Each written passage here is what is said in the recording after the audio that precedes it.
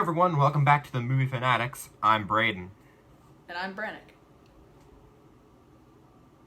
And today we'll be finishing our Indiana Jones reviews with Indiana Jones and the Kingdom of the Crystal Skull. But before we begin, as with the previous three, this review is going to contain spoilers. If you've never seen this movie or you just don't care about spoilers, you have been warned. Let's talk about this movie. So, Brannick, what were your first thoughts on Indiana Jones and the Kingdom of the Crystal Skull? First impressions are very bad. The opening is even worse than Temple of Doom's opening. It's just the same problem that I had with Temple of Doom's opening, which was probably as bad as this one. It has nothing to do with the story, and that's my only problem with this. Like, Raiders of the Lost Ark introduces Indy as a character, what he does, what kind of a person he is. Yeah.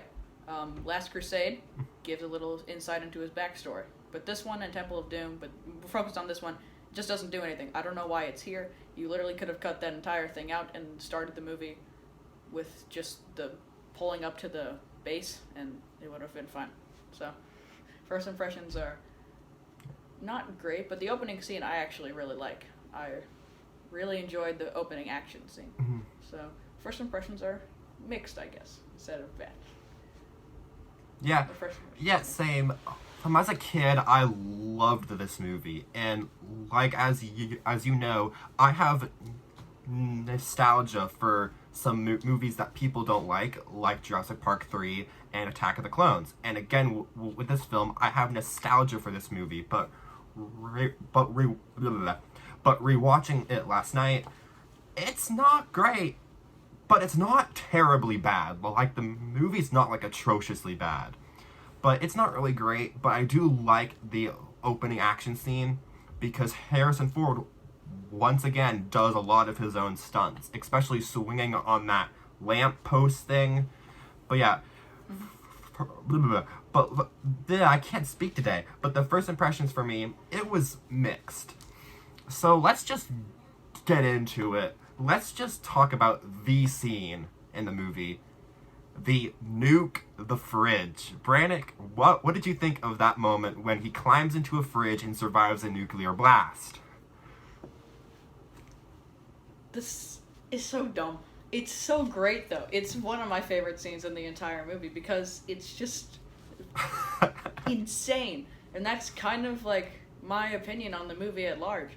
It's so dumb, but it's so great at the same time. He just kind of survives in a fridge.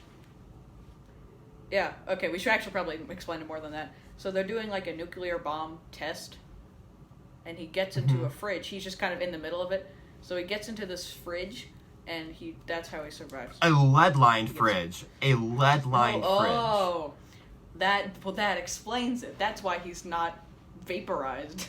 Because he's in a lead line. Yeah, but he should be like a pancake in there because he lands 10 times and it's a hard landing. He tumbles down a hill in a fridge and he's completely fine. Yeah. True. It's but anyway, yeah. I love it so Brannick, do you have a favorite scene? I have a couple scenes that I like ironically and unironically. I unironically like the first scene past the hound dog car thing, which I don't like. Chase. But everything past that is pretty good. Yeah, it's weird. Chase, but yeah, I car, really like the race. It was very creative. I feel like that scene with the magnetizing, with the gunpowder. I really like the action is good, and we get to meet the worst character in the movie in my eyes. Mac guy. Right? He is the dumbest thing. We'll get into him later. But I really like it. I like the action. Later. It's very suspenseful because he's at gunpoint pretty much the entire time. So that's one of my favorite scenes. I love the atom bomb scene because it's so dumb, which we already talked about, so we'll move on from that. And I also really like the whole jungle car chase scene because as stupid as parts of it is, it's really entertaining to watch. It's fun. Yeah, I know. It's fun. The moment I face palmed as I was watching it when the Shia LaBeouf is swinging with the monkeys, though. It looks awful. and we will talk about that later too. We will get into all of that. Okay, Braden, what are your favorite scenes? Do I have a favorite scene? Yeah. Brannick, you know me. I really do not like this movie. But I like the opening is fine. The jungle chase is a lot of fun. Other than that, it's just eh. Like, it's just eh. It's not a great movie. It's not a terrible movie. It's just, okay. But now let's talk about the bad stuff. And right off the bat, this movie's so bright. Like, there's so many lights. The movie's like you're staring into the sun. And it's so bright. It looks so clean, too. Like, the previous three looked very gritty and grimy and dirty. This movie looks so clean. I mean, even the soldiers look like their uniforms were just, like, freshly laundered. Which is a terrible thing in this movie. Yeah. But it's just a nitpick, I guess. But it bugs me. It really does. And on the visual end, the Brandon, special let's effects talk are about... really bad. I do not like the special effects. They look very Yes. bad. I know it's 2000 whatever, but the I think. CGI is really bad. It's 2008, yeah, but like if you look at something like the Star Wars prequels, I hate the Star Wars prequels, but the CGI is great in those movies, especially for when they came out. Like Pretty Attack good. of the Clones looks way better than this movie. And it's weird because that movie came out 6 years earlier. Honestly, it 2002? does. It really does. Yeah, it does. It does. I Yeah, feel like if you just look at the Kevin Two, Owens yeah. versus that gopher, it's hilarious. Mhm. Also, like you said, everything is weirdly Okay, but let's talk Yeah. about Yeah, let's keep going. lit. Yeah, it's Yeah. so bright. Anyway, let's talk about Shia LaBeouf swinging with CGI monkeys. You know what? I'm done. Bye-bye. Bye, Braden. I'm kidding, guys. I'm kidding. I will sit through this whole thing. I'm sorry. Anyway, Brandon, just talk about that because I don't want to talk yeah, about this goes to what I was just talking about. The special effects, it looks bad. And it's just kind of the same thing. It's just I laughed and facepalmed. It was just a rush of emotions when I saw him start like Tarzan through the woods, just going, swinging on vines and whatnot. I don't hate this movie. I'm going to be honest. What do you want from me? I don't either. It's a fun. It is so fun. Okay, I'm sorry. Yeah. I don't hate this movie. Just a lot of this movie bugs me. Yeah. That's fair. That's a fair point. Yeah, but on the topic of Shia LaBeouf, let's just talk about him in general. Shia LaBeouf. I'm going to be honest. I would rather watch him than Willie from Temple of Doom. I feel like he's not that annoying. I felt like he was actually not that bad of a character. He's not great, but I enjoyed him. This was fine. In my eyes, I don't know. Braden, you get to go now. Let's just take a second. Why is Kate Blanchett in this movie? Did they have to pay her like an extreme amount of money to be in this pile of okay? It's Kate Blanchett. She's a fantastic actress, and she's thrown into this movie. Yeah.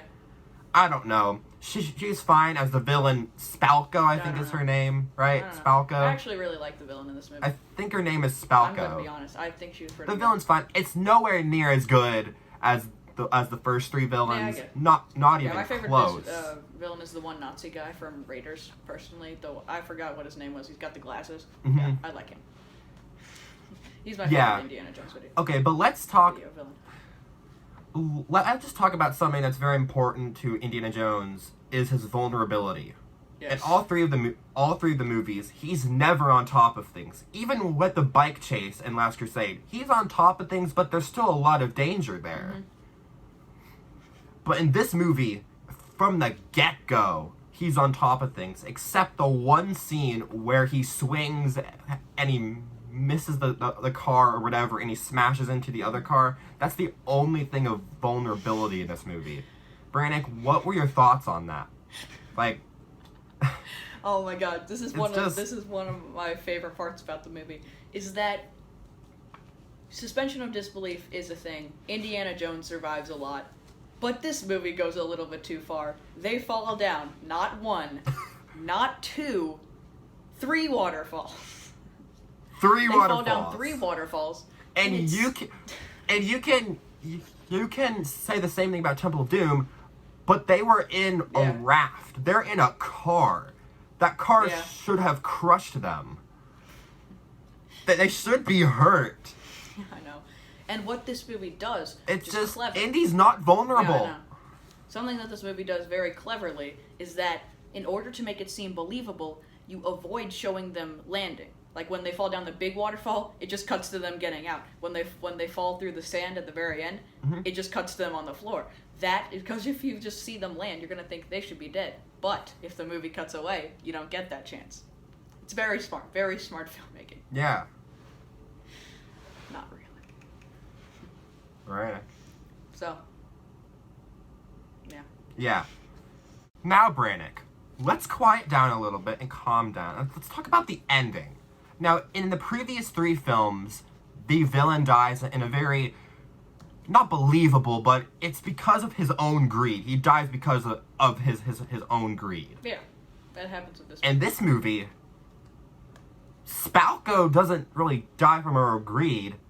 She dies from information overload. Yeah, pretty much. I mean, it's the same concept. It's like information ever killed anyone. Instead of, like- Brannick, do you see the stupidity? Yeah, I know. Her brain couldn't handle it, I guess. I don't know. And it's the same concept, it's just greed, except she's got more of a greed for knowledge. That's kind of where she went wrong. It's the same thing. It's just the same thing again, honestly.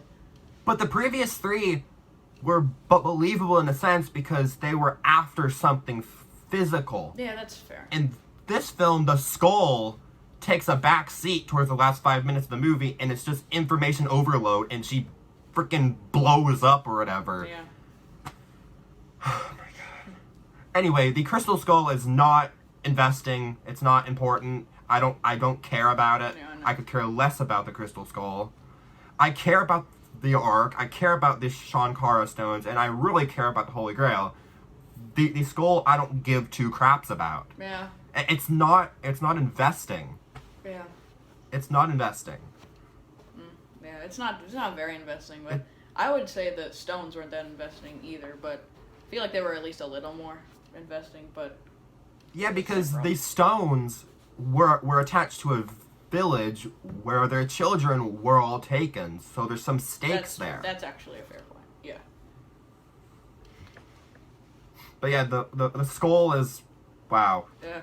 Anyway, let's talk about the big Dang. plot twist. There's aliens in this movie. Yeah, or interdimensional things that live in a...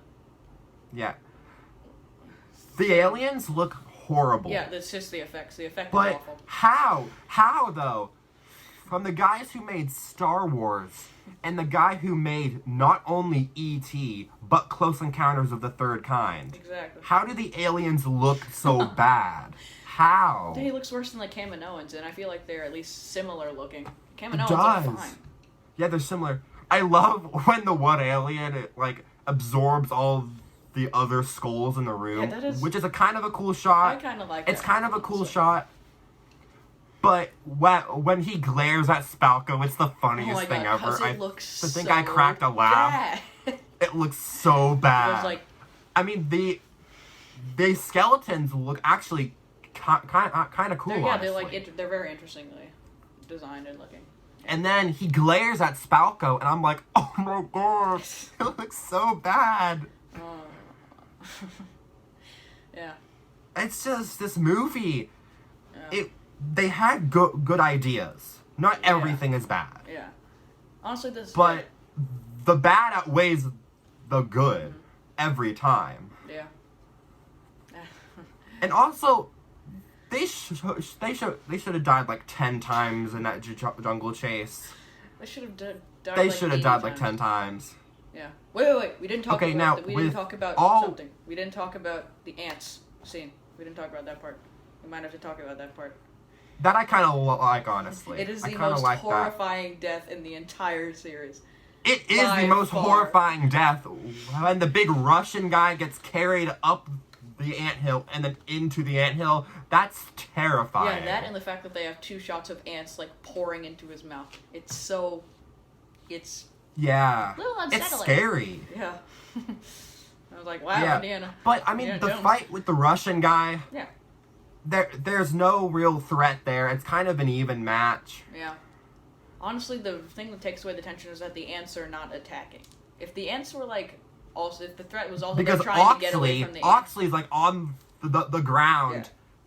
He's got the skull, I guess. Moving the skull around. Yeah. So I guess the skull does have a use. But yeah, I would have loved it if the fight.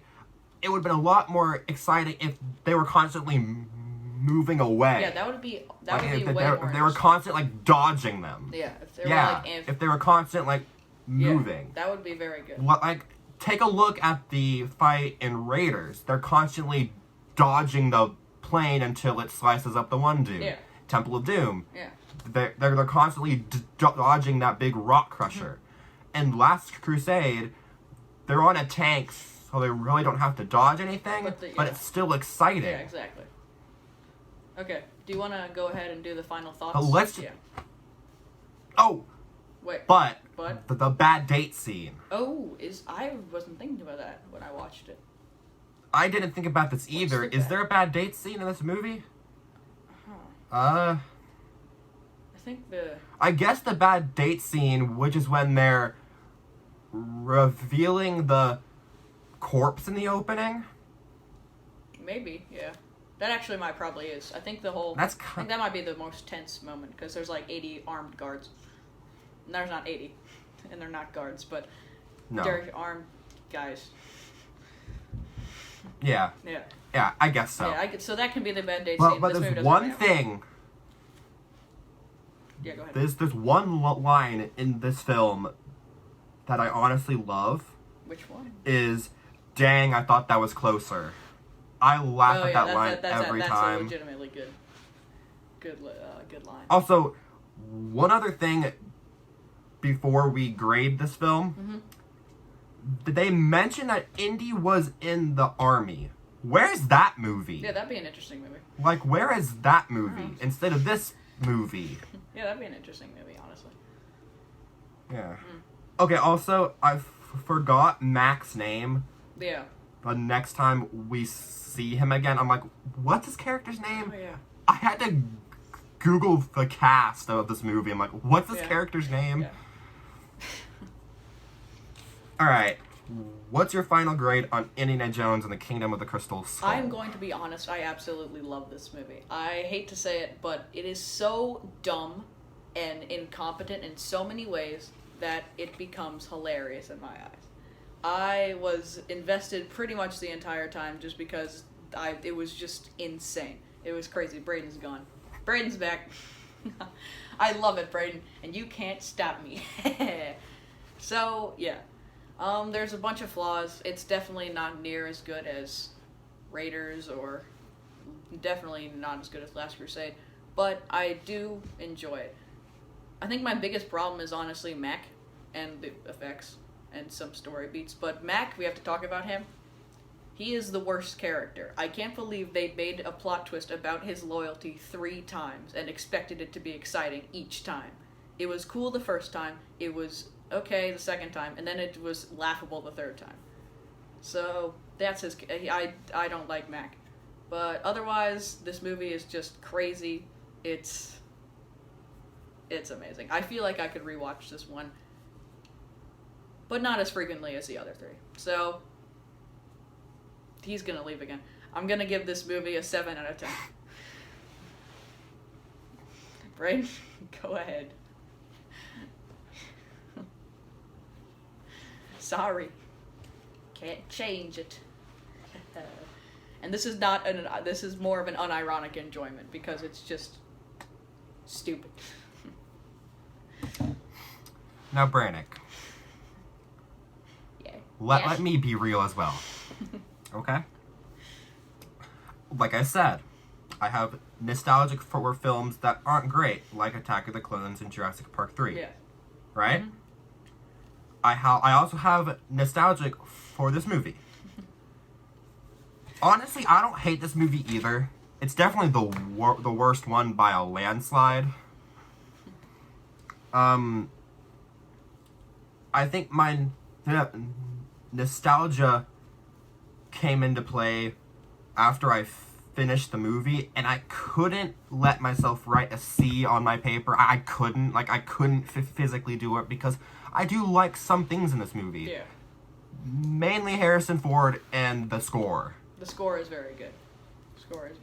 It's not as good as Last Crusade. No, it's not as good as but it's a anything. pretty good score. Yeah, it's so But good. there are so many there's so many Last Crusade moments that make me wish I was watching Last Crusade. Yes, I would definitely sooner watch Last Crusade than this movie by far.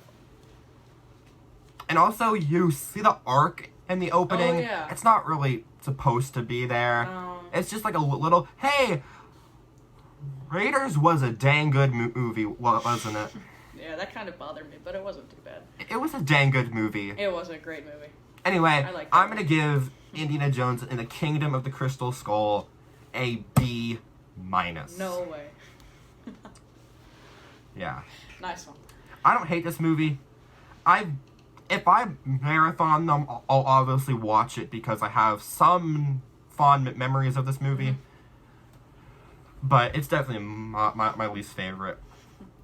And that has been our review of Indiana Jones and the Kingdom of the Crystal Skull. Thank you all so much for watching this video. Please make sure to hit that like button, hit the subscribe button, and write comments below about your thoughts on Indiana Jones and the Kingdom of the Crystal Skull. If you like it, if you hate it, or if you think it's mediocre like me. Anyway, thank you all so much for watching. This has been Braden And Brannick. from the Movie Fanatics, signing off.